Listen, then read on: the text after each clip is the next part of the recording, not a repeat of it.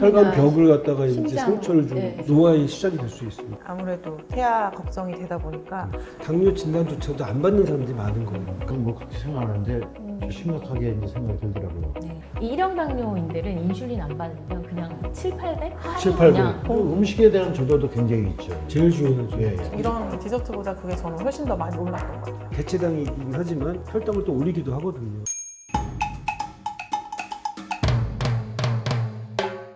안철호 호르몬 TV에서 좀 특별한 자리를 마련한다 그래서 이제 인생의 또 건강에 도움이 되는 그런 시간을 갖도록 하겠습니다. 두 분 다 그런 진단을 받았을 때 그 기억들, 네. 그안 좋은 기억이죠. 그게 네, 선명히 그렇죠. 남았을 그렇죠. 텐데 근데 그때 아이가 네. 저 일형 당뇨였을 때 그 진단받았을 때 몇 살이었어요? 생후 36개월. 어. 3살 때, 딱 만 3살 때였고요. 너무 어리다 보니까 아이들이 주사에 대한 공포가 있잖아요. 그래서 주사를 맞기 싫어서 막 울고, 막 이렇게 떼쓰고, 이런 모습이 진짜 마음이 아팠고, 병원에서 딱 용량을 정해준 용량대로 놓는 게 아니라, 용량이 계속 바뀌잖아요, 교수님. 그치, 혈당에 따라서 바뀌죠. 네, 변수가 되게 다양하기 때문에 네네. 그 변수를 고려해서 용량을 변경해야 되는 거 이런 게 되게 힘들었던 것 같아요. 저는 그 몇 개월 임신성 당뇨일 때만 해도 뭐 공복 밥 3번 먹었을 때마다 피를 계속 재야 되니까 그러니까. 그것만 해도 굉장히 스트레스였는데 스트레스죠. 맞아요. 그 처음에 진단받았을 때는 연소혈당 측정기가 없었던 시기잖아요. 네. 저도 손끝에서. 근데 기자님 말씀하신 것처럼 하루에 뭐 4번 이렇게 네. 측정할 수도 있는데 저희는 아이이다 보니까 더 많이 측정을 했었거든요. 손가락에 무슨 죄가 있다고 이렇게 네, 진짜 찔러야 더 되고. 이상 찌를 곳이 없을 맞아. 정도로 생각보다 되게 아파요. 임신성 당뇨병 했을 때 혈당이 어느 정도까지 올라갔었어요? 저는 그 임신성 당뇨 진단을 받을 때 200, 300 뭐 이렇게 굉장히 높은 수치가 나와서 일형 당뇨인들은 인슐린 안 받으면 그냥 7, 800? 7, 800. 그냥 그런 이게 숫자는 본 적이 감히 어. 그 이형 당뇨인들도 볼 수 없는 그런 극단적인 혈당이 나오기 때문에 엄청나죠. 네. 혈당에 대한 치수를 전혀 우리는 그 전문적이지 않으니까 100을 기준으로 해서만 했는데 그 7, 800이라는 것은 어마어마한 숫자같이 못 느껴지거든요. 불안하기도 하고. 네. 근데 배우님은 그러면 당뇨 진단받거나 가족이 당뇨거나 그렇진 않잖아요. 그렇죠? 아니, 나는 당뇨를 한 번도 안 해봤어요. 그래서 오늘 계기로 해서 네. 좀 운동에 좀 더 열심히 해야 될 거고 그다음에 네. 음식도 음식에 대한 조절도 굉장히 있죠. 제일 중요하죠. 예, 예. 근데 지금 배우님 말씀대로 당뇨가 사실 없다고 얘기하지만 없는 게 아니라 사실은 모르고 있다고 저는 생각을 해요. 실제적으로 우리나라 사람들의 당뇨병 환자 중에 50%는 당뇨 진단을 받지 않은 사람이 많거든요. 네. 그러니까 지금 우리나라 당뇨 환자가 430몇 명이 있다 그러면 그 중에 한 절반 정도는 당뇨 진단조차도 안 받는 사람들이 많은 거예요. 그러니까 사실 지금 모르고 있거나 지금 현재는 당뇨가 없지만 어느 날 당뇨병이 찾아올 수 있는 그런 상황이 될 수 있는 거죠. 항상 긴장하고 네. 관리해야 되겠네요. 요즘 그 혈당 관리에 대해서 상당히 관심이 많아진 것 같아요. 예. 네. 아무래도 이제 이 혈당 문제 있는 사람들이 막 늘어나고 있어서 그렇죠. 그래서 당뇨병을 국민병이라 할 정도로 당뇨 대란이라고 하는데 실제적으로 우리가 이제 30세 넘은 성인 중에 10명 중에 한 4명 정도가 지금 당뇨 전 단계고요.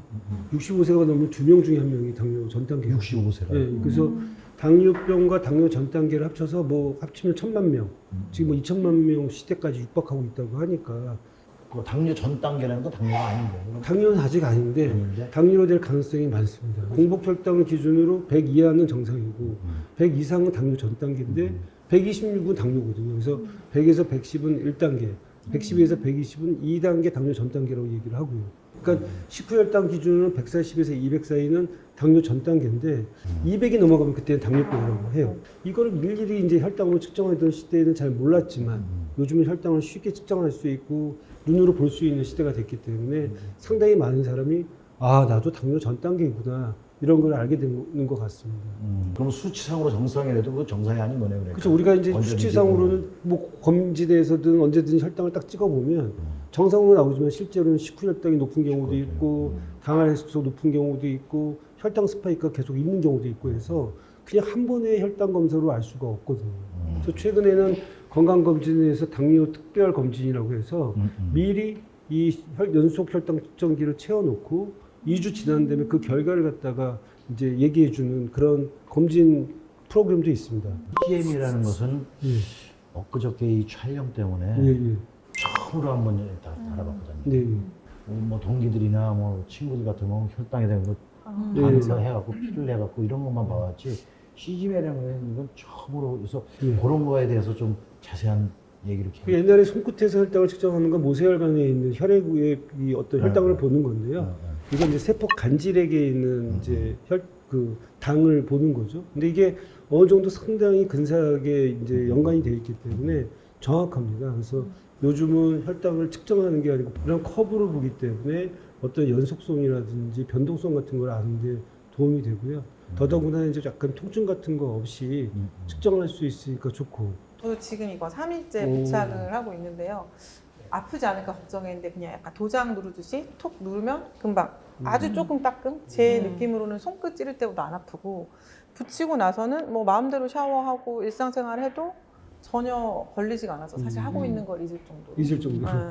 알림이 저도 뭐 이거 해서 그쵸? 누르라고 해서 했는데 따끔한 것도 없었던데. 사우나 같은 거 할 때도 괜찮죠. 예, 네. 괜찮고. 저는 사우나를 좋아해서 네. 맨날 운동하고 사우나 들어가서 사우나 하고 나오고 그러는데 전혀 뭐 개의치 않더라고요. 이게 크기도 점점 줄어든 것 맞아요. 같아요. 100원짜리 동전만. 네. 편한 것 같아요. 예전에는 되게 연속 혈당 측정기가 비싸고 힘들지 않으셨나요? 혹시? 그쵸.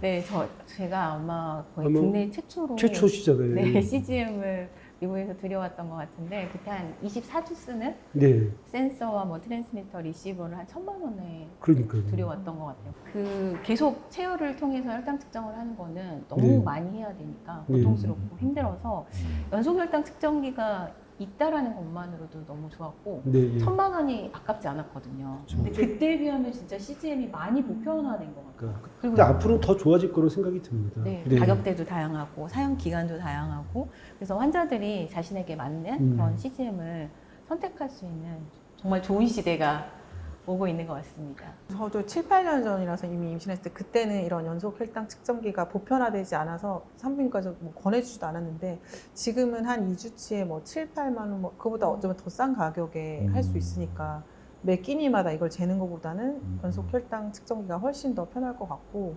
혈당이 많이 오르면 대부분 살이 많이 찌는 경우가 많아서 계속 관리를 하는 차원에서 뭐 환자가 아닌 사람들도 많이 쓸 수 있을 것 같아요. 볼 수 있는 거네요. 그렇죠, 그러니까 그렇죠. 24시간 동안. 네. 식사하고 나서 봤을 땐 이게 어떤 걸 먹으면은 또 취득하면은 이렇게 좀 취식하면은 올라간다. 어느 건 또 내려간다. 이런 거 관리 같은 것도 또 도움이 되겠 수 있겠네요. 그럼 혈당. 운동하면 어떤 운동이 또 혈당을 더 떨어뜨리고 떨어지고. 어떤 운동은 오히려 반면에 혈당을 올리는 운동도 있고요. 저 혈당에 대해서 굉장히 고민이 많은데 그 저당이라는 것은 저당 제품 얘기 많이 요즘 하고 있는데요. 일반 당 대신에 대체당을 쓰게 되면 이제 혈당 부담을 줄일 수 있으니까 이제 네. 그런 것들이 저당 제품으로 환우들이 많이 못 드시지 않아요? 네, 저희 저당 제품 많이 사용을 하죠. 아이가 1학년 진단받기 전에는 영양 성분 표시 잘 안 봤거든요. 네네. 근데 지금은 무조건 뒤에 영양 성분 표시 이렇게 보고 다 야 그럼 뒤에 그걸 하나하나 일일이 다 그쵸. 읽어야겠네 그럼 또. 네, 그리고 탄수화물량, 특히 당류가 바로 혈당 스파이크를 주기 때문에 당류가 좀 낮은 저당을 많이 선호하게 되죠. 정상희 기자도 저당 제품 많이 드세요? 그렇죠. 요즘 세대 특히 후배들 보면 그냥 뭐 다이어트 목적에서든 뭐든 항상 이걸 보더라고요. 그리고 네. 똑같은 게 있으면 당 적은 거 고르고. 맞아요. 근데 제품마다 이 대체당에 따라서 혈당에 거의 영향을 주는 것도 있고 또 사람에 따라서 네. 같은 저당 제품이라도 또 영향이 좀 다른 것 같아요. 맞아요. 이제 우리가 대체당 같은 경우에 이제 뭐 에리스리톨이나 스테비아 같은 것들 있잖아요. 네. 그런 건 거의 혈당이 별로 영향을 미치지 않는데 말티톨이라고 있어요. 네. 말티톨은 당 알코올이라고 하는데 이런 건 오히려 또 대체당이긴 하지만 혈당을 또 올리기도 하거든요. 일반적인 당류보다는 좀 덜 올리긴 하지만 당 알코올이라고 해서 좀 많이 먹으면 배가 아프거나 배 아픈 사람도 있어요. 네, 목통 있는 경우도 있으니까 본인에게 맞게 또 같은 당류여도 제품마다 개인차가 또 심하거든요. 그래서 연소혈당 측정기가 필요한 게 이런 제품들을 자기에게 맞는 제품을 찾을 수 있는 거죠. 똑같은 당류, 똑같은 저당이어도 흐름이 달라질 수 있기 때문에. 그래서 우리가 제로다, 저당이다, 무설탕이다 그래도 그것만 갖고 따지지 말고 일단은 말씀하신 것처럼 네. 성분표를 보고 성분표에 이제 여러 가지 뭐 영양소나 뭐 당류나 이런 걸 보고 그 다음에 또 한 가지 해야 될 게 연속 혈당 측정기를 통해서 트렌드를 내가 보고. 얼만큼 올라가냐 아니냐 네. 경향을 보는 게 또 중요하겠고. 그렇죠.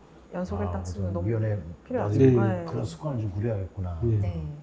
그래서 이제 지금 이제 여러 가지 우리가 뭐 저당이다, 제로다 이런 얘기 많이 하잖아요. 네. 젊은 사람들도 좀 여성들 네. 많이 신경 쓰는데 마침 우리 그 안초로 호르몬 TV에서 저당과 제로에 속지 마라라는 타이틀로 만든 동영상이 있으니까 그것도 많이 좀 시청해 주십시오. 4개 준비했는데요. 이거에 버터떡. 이게 버터떡이라는 네, 거죠. 요즘 예. 또 한창. 이게 먹으면은 이 혈당의 이제 움직임 쫙 핸드폰으로 볼 수 있다는 거예요. 네. 쫀득쫀득한데요? 네. 사실 저는 쫀득쫀득한 것도 조금 음. 피하는 경향이 있긴 해요. 그게 그만큼 찰지다는 거니까. 네, 나중에 또 혈당을 찰것 올리기도 같네. 하고. 네. 이런 거 잘못 먹으면 혈당 스파이크 오실 수 있어요. 혈당 스파이크는 갑자기 확 오는 거예요, 그럼? 네. 확 치솟는 네. 혈당. 네. 그 스파이크 올라간다. 그러니까. 그럼 혈당 스파이크가 딱 올라갔다 그러면 현상이 어떤 현상이에요? 뭐 뭐 식곤증처럼 피곤할 수도 있고요. 아, 그 다음에 이제 뭐 정신이 멍하고 이렇게 두뇌 이전이 잘 안 될 수도 있고, 그게 졸리고. 예. 그게 혈당 스파이크가 이제 올라가는 네. 거예요. 네. 식곤증이 제일 식곤증이 대표적인. 제일 많죠. 장기적으로 이게 혈관 벽을 갖다가 이제 심장. 상처를 네. 줘서 심장이나 혈관에 네. 합병증을 일으키는 주범이 될 수 있고요. 또 이제 혈당 스파이크가 결국은 노화의 시작이 될 수 있습니다. 왜냐하면 혈관 노화가 결국 전신적 노화를 일으키는 거니까요. 호르몬의 균형을 깨뜨리게 되니까 야. 이 혈당 스파이크가 결국은 만병의 근원이라고 볼 수 있는 거죠. 정 기자님은 이거 먹기 전에 또 뭐 하나 먹는 거 아닙니까? 뭐 자꾸 많이 저 먹는 것 같은 쫑크를 느낌이. 먹어보긴 했는데 그냥 실험하시는 거 아니에요, 오늘? 저안 좋아하는데 억지로 지금 아, 그쵸. 먹고 있는데 실험 정신으로. 제 개인적으로는 저는 이거 단 거보다 음. 짜장면 먹었을 때 짜장면도 안 좋아요. 진짜 많이 올라가요. 혈당 스파이크 뒤로도 엄청 엄청 올라가요. 올리죠. 네. 쌀밥이 또 문제잖아요. 아까 방송 전에 쌀밥이 뭐라고 그랬죠? 쌀밥은 그냥 탄수화물 덩어리니까 설탕하고 거의 설탕 비슷하다고. 덩어리. 그 말이 쌀밥은 그냥 설탕이야 이렇게 얘기를 하시더라고요. 백색, 뭐 밀가루, 설탕, 쌀, 다. 네. 혈당 측면에서는 좋지 오히려 않은 그러니까 이런 음식이에요. 디저트보다 그게 저는 훨씬 더 많이 올랐던 것 같아요. 버터떡하고 두쫑코하고는 그럼 어느 게 더? 제가 먹어보니까 둘 다 저는 별론 것 같아요. 두쫑크는 막 초콜릿도 있고 마시멜로도 있고 마시멜로, 네. 마시멜로. 약간 그랬는데 모르겠어요. 제가 이 질문을 던진 이유는 답을 단정할 수 없다는 거예요. 그러니까 어떤 사람은 두쫑코가 나쁘고 어떤 사람은 버터떡이 나쁘고 이게 사실 사람마다 다 틀리거든요. 그러니까 개인차가 있다는 거예요. 그래서 이게 달다고 해서 혈당이 오르고 안 달다고 해서 혈당이 오르는 게 아니라 실제적으로 단맛이 강하고 한 것보다는 얼마나 내가 이 음식에 혈당이 오르는지를 모니터링하는 게 중요하다. 저는 그렇게 생각하거든요. 당도와 혈당 반응은 일치하지 않습니다. 오늘도 제가 진료실에서 환자분이 고구마를 먹을까요? 감자를 먹을까요? 고구마가 다니까 더 안 좋지 않아? 이렇게 얘기하는데 오히려 고구마보다 감자가 더 안 좋고요. 그러니까 예를 들면 당도하고 이 혈당 스파이크가 생기는 거는 다른 거죠. 예를 들면 떡은 좀 단맛이 그렇게 강하지는 않은데 우리가 쭈가 빨라서 혈당이 빨리 올라가요. 근데 반대로 지방이 많은 음식들 있잖아요. 이런 음식들은 달게 느껴지긴다 하더라도 혈당이 천천히 오를 수가 있어요. 지방 자체가 혈당 스파이크의 커브를 좀 낮추거든요. 그러니까 음식의 조합, 식이섬유, 단백질, 지방 이런 요소들이 결국 혈당 스파이크를 결정하는 중요한 요소들이 되는 거죠.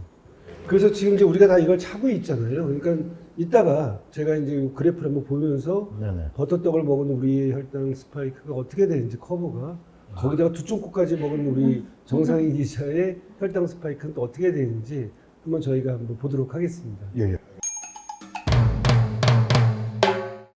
디테일하게 좀 궁금한 것은 경험담이 다 있으시니까 그거 좀 디테일하게 좀 듣고 싶어요. 그 아이가 어리기도 하고 이 손끝체열로 했을 때 아파하기도 하고 또 같은 혈당이라고 해도 대처를 좀 다르게 해야 되는데 그 대처를 할 수 없어가지고 굉장히 힘들었던 것 같아요. 그래서 자다가도 2-3시간에 한 번씩 알람을 맞춰놓고 부모가 이제 쪽잠을 자야 되는. 저 그거 그 상황 그 넷플릭스에서 최주희 씨 나오는 휴가 네, 맞아요. 그거 거기서 봤어요. 그래서 네, 그래서 그때 연소혈당 측정기를 들여온 게 좀 법적으로 좀 문제가 됐지만 맞아요. 그 네, 실제로 건강적인 측면, 가족들의 어떤 건강이나 아니면 일형 당뇨인들의 혈당 관리 환경을 개선하는 데는 큰 기여를 했다고 생각합니다. 우리 박사님께서 일형 당뇨라는 것은 근데 간단히 설명드리면 이제 일형 당뇨병은 이제 몸의 체계가 무너져가지고 자가 면역 질환인데요. 그러니까 이제 췌장의 세포가 파괴돼서 인슐린이 거의 나오지 않거나 부족해진 상황이거든요. 그러니까 이런 사람들 매일 인슐린을 맞을 수밖에 없어요. 근데 안 맞으면 혈당이 뭐 700, 800 올라가고 그렇죠. 그러니까 이제 거의 계속 극단적으로. 이 혈당을 극단적으로 올라가고 내려가는 걸 조절할 수밖에 없는 그런 어떤 아주 정말 힘든 상황인 거죠. 그럼 그 먹는 것뿐만 아니고 모든 게 다 이제 관리해야 되고 또 혈당에 영향을 주는 상황이에요. 그렇죠. 먹는 거, 운동하는 거, 아픈 거, 뭐 이런 수면, 것들. 스트레스. 스트레스, 나의 어떤 생활 습관이나 그런 거와 노력이나 이런 거에 상관없이 호르몬. 네. 특히 성장기 아이들은 성장 호르몬 성장 호르몬 나왔을 때 문제죠. 인슐린이 엄청 많이 들어가잖아요. 맞아요. 성장 호르몬이 나가면 또 혈당이 또 올라가니까 또 인슐린이 더 필요하게 되죠. 네, 그래서 그냥 아이가 자고 일어났을 뿐인데 혈당이 고혈당이 된 경우들도 되게 많았어요. 그 혈당에 의해서 그 음식도 조절해야 되는 상황이 그 그쵸. 애들한테도 네. 이정도 아이도 디저트가 진짜 말씀하신 것처럼 힘들 것 같은데요. 그럼 애들은 다 좋아하는 쉽지가 거예요. 않죠. 그래서 과거에 그 손끝 체열할 때는 네네. 못 먹게 하는 절제를 좀 많이 배우게 했어요. 아. 근데 이게 굉장히 장기 레이스잖아요. 네. 한 번 진단받으면 완치가 안 되는데 음. 계속 절제를 강요하게 되니까 아이들이 사실은 굉장히 정신적으로 식이장애나 정신질환을 앓게 되는 경우들이 많아서 그 이후에는 이제 연소혈당 측정기를 사용을 하면서 혈당을 트렌드를 보고 데이터를 분석하면서 이 음식을 먹었을 때 어떻게 관리를 해야겠구나 그런 이제 노하우도 알게 되고 또 한편으로는 극단적으로 너무 혈당을 올리는 저희는 그냥 나쁜 음식이라고 얘기하거든요. 네. 그런 나쁜 음식은 오히려 또 피하게 되면서 건강한 생활 습관을 또 자연스럽게 갖게 될 수 있는 것 같아요. 제가 진료실에서 이런 이제 당뇨병 환자들, 특히 이런 환자들을 보면서 제일 느꼈던 건 뭐냐면 이 신체적인 그런 문제보다는 심리적인, 정신적인 맞아요. 소외감, 맞습니다. 스트레스가 많은 것 같아요. 그래서 제가 슈가 영화를 보면서 느꼈던 감동받았던 두 가지 대사가 있는데 하나는 일형 당뇨병은 교통사고 같은 거야 라는 말씀을 맞아. 하시는 거예요. 그러니까 내가 잘못한 것도 아니고 단 걸 많이 먹은 것도 아닌데 일형 당뇨가 마치 교통사고처럼 어느 날 우리한테 찾아올 수 있다는 거였고요. 더 제가 또 감동받은 대사는 이 아프다는 건 창피한 게 아니란 말을 하는 거예요. 그러니까 아프다고 얘기하는 거 얘기하고 구조를 요청해서 사회가 이런 당뇨, 혈당에 대한 관심이 좀 필요한 시간이 아닐까 생각을 하고 있습니다. 일형 당뇨 말고 또 임시성 네, 당뇨 임시성 거기에 당뇨. 대해서 또 우리 네네네. 경험을 해보셨으니까. 임산부들은 다 알겠지만 일정 주수가 되면 어떤 주수를 먹고 이렇게 검사하는 걸 해요. 임당 검사 혹시 저도 대표님도 해봤어요. 하셨었죠? 네. 하고 나서 높습니다. 재검사를 하세요 하면 이제 이 약을 3번 먹고 3번 피를 뽑아요. 1시간 지나고 또 뽑고 해서 거의 반나절 걸리는데 그때마다 이제 혈당이 어떻게 변하는지 보는 건데 200, 300 이렇게 높게 올라가서 그때부터는 이제 임신성 당뇨입니다 이렇게 진단을 해주시거든요. 네. 근데 그때 제가 놀란 건 저도 조금의 지식으로 당뇨면 뭐 운동하고 관리하면 되는 줄 알았는데 무조건 인슐린을 맞아야 된대요. 그래서 그 임신을 했는데 음식을 계속 조절해야 되고 배에 주사를 놔야 되고 그게 되게 스트레스더라고요. 또 이제 임시성 당뇨는 태아가 있기 때문에 네. 약을 쓰게 되면 그 약이 태아한테 문제를 줄 수 있어서 그래서 결국 인슐린을 임시성 넣는 당뇨병 거예요? 환자한테 쓸 수 있는 약은 제한적이고요. 결국 인슐린을 맞을 수밖에 없는 상황이 되는 거죠. 당뇨가 없어도 임신 중에는 굉장히 조심하고 그쵸, 그쵸. 태아가 많이 걱정되는 상황이잖아요. 맞습니다. 우리가 임시성 당뇨병이라고 하는 것은 우리 정상희 기자님처럼 당뇨가 없던 여성이 임신을 하고 나서 당뇨가 된 걸 임시성 당뇨병이라고 얘기를 하는 거고요. 당뇨가 있는 여성이 기존에 임신했다고 해서 임시성 당뇨병이라고 얘기하지는 않거든요. 그러니까 임시성 당뇨병이라는 것은 임신을 했을 때 태반에서 나오는 호르몬 때문에 인슐린 저항성이 생겨서 당뇨가 되는 거예요. 그래서 저기 이제 출산을 하고 나면 이게 이제 정상이 되지만 결국 이형 당뇨병이 고위험군으로 계속 당뇨병으로 전환될 수 있는 거고요. 2013년도인가 그때 우리 임시성 당뇨병 유병률이 한 7% 정도 됐는데 지금 2023년 통계를 보니까 13%예요. 그러니까 두 배나 늘어났어요. 네. 그래서 점점 이제 우리가 결혼들을 안 하고 그래서 이제 노산이 많고 근데 그런 경우에 이제 나이 들어서 이제 임신을 했을 때 애한테 미치는 영향을 고려해 볼 때는 철저한 혈당 조절이 중요하고 그래서 더욱더 혈당 관리를 잘 할 필요가 있는 상황이라 할 수 있겠죠.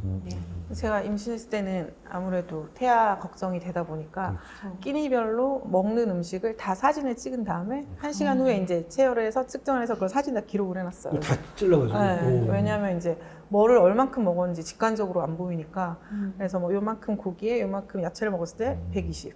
근데 어느 날 뭐 그냥 시리얼에 우유 먹었는데 180. 시리얼. 시리얼. 시리얼에 우유가 이렇게 나쁜지 그때 네. 처음 알았고. 아, 네, 안 좋습니다. 아, 너무 곡물을 안 좋아요. 갈아가지고 거의 그것도 설탕이랑 마찬가지. 그리고 또 뭐 네. 어떤 곡물빵이 좋다고 해서 네. 통곡물빵 비싸게 샀는데 그것도 굉장히 많이 오르고. 네, 맞아요. 그래서 저한테 맞는 걸 찾게 되더라고요. 그래서 제가 먹어봤을 때는 삶거나 찐 고기. 근데 그것도 많이는 안 되고 조금만 먹고. 수육 네. 엄청 고생하셨을 것 맞아요. 같아요. 경무로에서 저 음식에 대한 구분이 확실하게. 네, 네, 네. 신기한 게 우리가 먹는 것만 갖고 우리가 연속 혈당 측정기에서 변화를 보는데 먹는 거와 관계없이 혈당이 오르는 경우도 있어요. 예를 들면 잠을 못 잤거나 스트레스 받거나 그러면 맞아요. 혈당이 막 오르는 경우 있잖아요. 네. 잠을 좀 못 잔 날은 특히 공복 혈당이 되게 높고 요 며칠 동안에도 자는 동안 제가 혈당이 엄청 올라갔다가 내려갔다가 왔다 갔다 하더라고요. 그런 날은 좀 깨어나지 못하게 일어나기도 하고. 네. 저희 아이는 시험 볼 때 맞아요. 혈당이 되게 올라가요. 너무 신기한 게 음. 얘가 그날 그 과목을 시험을 잘 봤어요. 네. 그러면 시험 끝나고 이렇게 완만하게 떨어지는데 시험 끝나는 시간이 됐는데도 혈당이 높다. 얘 시험 못 봤구나 이런 느낌이 혈당으로 대략적으로 알 수 있을 미리 정도로. 성적을 알 수 있어요. 네. 이게 수면하고 혈당하고 그것도 이제 굉장히 관련이 있나요? 그럼? 그렇죠. 그럼요. 우리가 네. 잠의 질에 따라서 혈당이 달라집니다. 제가 뭐 나이 먹은 게 그 자랑은 아니지만 이 세월이 흐르다 보니까는 수면을 질이 좋지가 않아요. 전혀 나이 들어 보이진 않으시죠. 제가 66세입니다. 오, 그러니까 안 좋아요. 왜냐면은 토막잠을 자게 돼요. 맞아요. 그러니까 분절 뭐, 수면이 되죠. 11시 반, 12시 정도에 잠은 뭐 1시 반, 2시에 꼭 깬다고요. 그러다가 5에서 새벽에 또 자게 되고. 막 이러니까 하루 종일 피곤하고 그래요. 이걸 차고 있으면 그 상황들을 많이 알 수 있게 돼요. 그 자는 동안의 혈당의 패턴이 다 보입니다. 지금 이제 배우님 말씀처럼 분절 수면이라고 해서 멜라토닌이 부족하고 네. 코티졸이 많이 나와서 자꾸 각성하는 경우에 코티졸 자체가 또 혈당을 올리거든요. 그래서 자고 있는 동안에 혈당을 측정해 볼 때 이런 것들이 도움이 될 수 있거든요. 혈당 관리는 그래서 이제 우리가 식단만 보는 게 아니라 수면, 스트레스, 운동 이 전체를 갖다 같이 봐야 되는 거라고 생각합니다. 혈당이라는 건 하나의 그냥 표현형이고 그 속에는 굉장히 많은 우리 함수들이 숨어 있다고 생각할 수 있겠습니다. 정말 복잡한 수학 문제를 푸는 예. 것 같아요. 혈당을 관리하는 거. 보여주기에는 혈당이지만 그 속에는 여러 가지 사연들 때문에 혈당이 치솟는 거죠. 근데 또 반대로 어쨌든 몸의 건강 상태를 보여주는 시그널이기 때문에 맞아요. 혈당 관리는 당뇨인들뿐만 아니라 비당뇨인들도 그렇죠. 관리를 하면 건강하게 살 수 있는 되게 좋은 지표라고 저는 생각합니다. 누구나 체중을 재고 허리둘레를 재고 키를 재는 것처럼 손쉽게 혈당을 우리가 알아볼 수 있다면 혈당을 통해서 내 건강을 미리 알 수 있는 거죠. 네. 열심히 봐야겠어요. 배우님도 이제 계속 나 오늘 이후로 네. 혈당에 대해서는 뭐 그렇게 생각하는데 심각하게 이제 생각이 들더라고요. 제가 또 이제 이 CGM에 대해서 좀 얘기하고 싶은 거는 보니까 어떤 사람은 비빔국수에 혈당이 올라가는 사람도 있고 맞아요. 어떤 사람은 수제비에 올라가는 사람이 있어요. 그래서 이게 음식의 종류에 따라서 나의 혈당 스파이크에 올라가는 게 대체로 비슷하지만 특히 유별하게 민감한 음식이 있고요. 우리가 좋다고 생각하는 음식들, 아까 배우님도 얘기하셨지만 시리얼, 네. 또 의외로 시리얼이 혈당 스파이크를 올리는 엄청, 경우가 많거든요. 또 우리가 건강식으로 생각하는 샐러드, 이것도 사람에 따라 혈당 스파이크 일으키는 경우가 많아요. 네. 어떤 오일로 어떻게 시즈닝을 하고 소스를 했냐에 따라서 드레싱에 따라서 달라지거든요. 그래서 이런 것들을 직접 내 눈으로 확인하고 느껴보는 거는 굉장히 중요한 일이라고 생각합니다. 또 굉장히 이렇게 순한 순두부? 정말 혈당 안 올릴 것 같잖아요. 근데 그걸 먹고 혈당이 교란돼서 굉장히 오랫동안 고혈당을 유지시킨 적도 있어서 사실 그런 뭔가 타이틀이 아니라 직접 교수님 말씀처럼 먹어보고 이 음식이 나한테 맞는지 이 흔히들 음식 궁합이라고 하는 것도 굉장히 이 CGM을 통해서 찾아가면 도움이 되는 것 같습니다. 또 하나 제가 강조하고 싶은 거는 양 앞에는 장사가 없다는 말을 제가 늘 하는데 아무리 좋은 음식이라고 해서 그거 많이 먹잖아요. 결국은 그렇죠. 또 혈당 올라가요. 그러니까 맞아요. 좋은 음식이라고 해서 또 많이 먹으면 마음대로 먹을 수 있다는 건 아니기 때문에 제일 중요한 건 양하고 조합이 또 중요합니다. 어떤 순서로 어떤 음식을 맞아요. 어떻게 조합해서 먹느냐.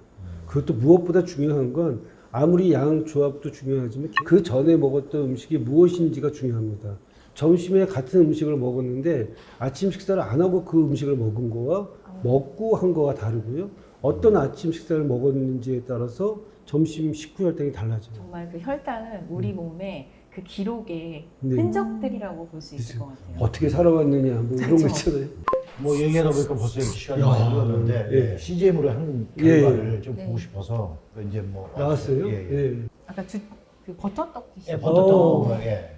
123 괜찮은데요? 어, 오 그래요? 생각보다 대원이 123이면은 나쁘지 않은. 네. 나쁘지 않은 거예요? 140 이하니까 아, 괜찮아요. 140 이요? 저는 한 165.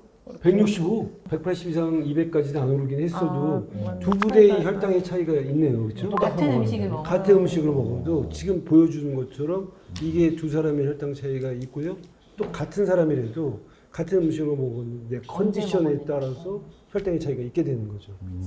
연소혈당 측정기 얘기를 많이 했는데 이것도 예전에 비해서 많이 발전된 방법이잖아요. 네. 근데 교수님 보실 때 앞으로는 혈당 관리가 또 어떻게 변할 것 같으신지? 저는 이제 더 간편한 방식으로 혈당을 측정하는 방식도 나올 것 같습니다. 이런 어떤 웨어러블 디바이스들이 많이 나오면서 어떤 뭐 스마트워치라든지 뭐 부착형 여러 가지 생체 신호를 갖다가 측정할 수 있는 기계들이 결합되면 AI로 정말 디지털 헬스케어를 할 수 있는 시대가 열릴 수 있다고 생각을 하는 거죠.